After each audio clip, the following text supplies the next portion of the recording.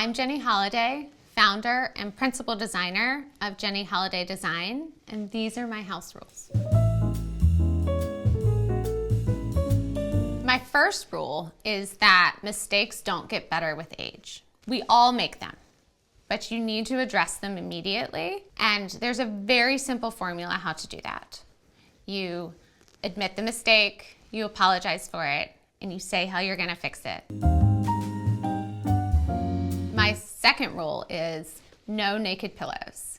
There are too many options out there, and every pillow needs a trim. My third rule is skirt it. If you need clothes storage, add a skirt around a sink in a bathroom.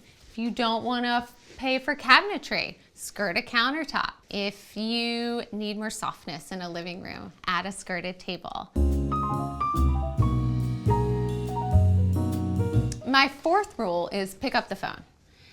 In this era, people are so apprehensive about picking up the phone, and it is something so wonderful, and I feel like it's getting lost to have a conversation. You work through problems so much faster. And then my last rule, which is kind of an old one, is just go shopping. Go out there. Go touch the antiques. Go meet the vendors. Go speak to the shop owners. And it will educate you, and you will be able to educate your clients in return.